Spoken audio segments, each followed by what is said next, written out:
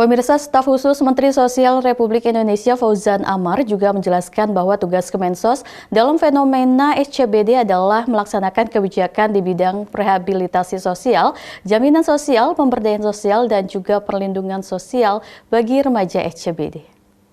Saya kira kalau sesuai dengan tugas dan fungsi daripada Kementerian Sosial, ya bagaimana ditegaskan di dalam Peraturan Presiden Nomor 46 Tahun 2015 tentang Kementerian Sosial, itu dinyatakan bahwa Kementerian Sosial mempunyai tugas menyelenggarakan urusan di bidang rehabilitasi sosial, jaminan sosial, pemberdayaan sosial, perlindungan sosial, dan penanganan fakir miskin.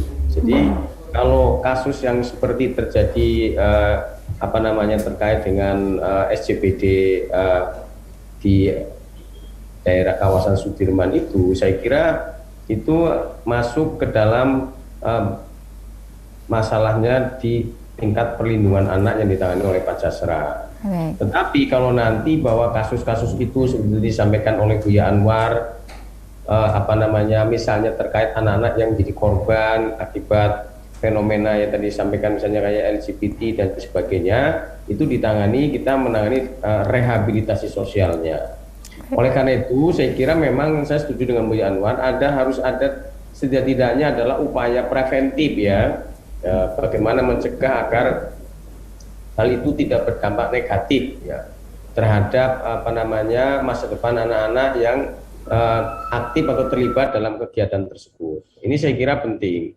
Yang kedua, ya tentu ada upaya kuratif ya. Upaya kuratif itu yang dilakukan oleh Kementerian Sosial adalah melakukan rehabilitasi sosial itu. Seperti misalnya besok hari Senin tanggal 1 Agustus itu Kementerian Sosial akan memperingati Hari Anak Nasional. Nah, ini berbeda dengan yang sudah dilakukan oleh Pak Jasra dan kawan-kawan pada tanggal 23 Juni. Kami melaksanakan acara Hari Anak Nasional itu tanggal 1 Agustus dan itu tempatnya di Lombok Timur. Ya, mengapa dipilih Lombok Timur? Karena Lombok Timur itu berdasarkan data yang ada, itu banyak sekali terjadinya kasus-kasus yang menimpa anak. Nah, misalnya kasus kekerasan seksual terhadap anak, kasus narkoba, ya, kemudian kasus yang terkait dengan kenakalan remaja dan sebagainya. Nah, pesan yang ingin disampaikan ketika acara itu diselenggarakan di Lombok Timur adalah ini loh para orang tua, hendaknya menjaga anak-anaknya agar tidak melakukan hal-hal yang tercela yang bisa merugikan masa depan anak itu. Termasuk di dalamnya Kementerian Sosial adalah melakukan rehabilitasi, memberikan bantuan rutilahu ya, rumah tinggal layak huni dalam bentuk apa? Bahwa di dalam rumah itu harus dipisahkan antara ada kamar untuk anak dan juga kamar untuk orang tua.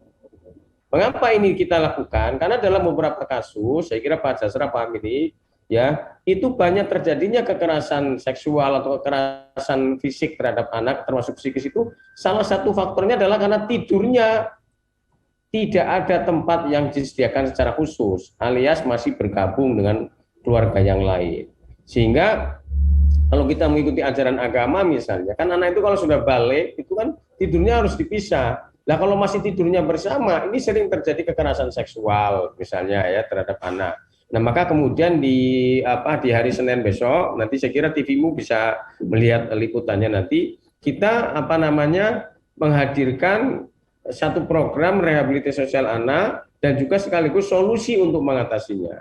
Nah, terkait dengan yang di SCBD itu, saya kira karena memang itu adalah belum secara spesifik ditangani oleh Kementerian Sosial, saya kira kementerian atau lembaga atau pemerintah daerah lah yang seharusnya melakukan penertiban terhadap hal tersebut. Apalagi saya lihat misalnya berita-berita media memberitakan bahwa dari aparat kepolisian dan juga dari Satpol PP ya, itu kan sudah mulai menertibkan karena memang itu melanggar undang-undang, misalnya penggunaan jalan yang seharusnya digunakan untuk sarana transportasi malah digunakan untuk hal tersebut. Ini kan saya kira bagian dari upaya preventif. Tapi terlepas dari itu semua, tentu negara juga harus memberikan perlindungan terhadap apresiasi terhadap kreativitas yang dilakukan oleh anak-anak ini. Karena kalau saya lihat faktor utama saya pernah membaca liputan media ya adalah karena faktor kemiskinan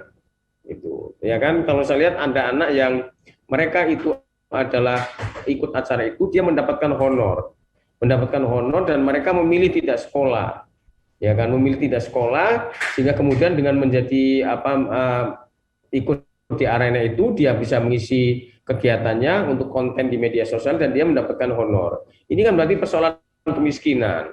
Nah, terkait dengan hal ini sebenarnya Kementerian Sosial kan punya program Keluarga Harapan ya, di mana dalam program Keluarga Harapan itu anak-anak Indonesia itu dari mulai dalam kandungan ya sampai lulus SMA itu ditanggung oleh negara. Oleh karena itu maka dengan program ini sebenarnya diharapkan ya mereka menjadi anak yang lahir dalam keadaan sehat ya, tidak mengalami stunting ya, kemudian juga memiliki pendidikan sampai SLTA. Oleh karena itu ini juga menjadi tantangan dari Kementerian Sosial bagaimana mewujudkan ini sehingga kemudian pada akhirnya persoalan-persoalan kemiskinan ini ya bisa teratasi sehingga tidak membawa dampak buruk bagi masyarakat.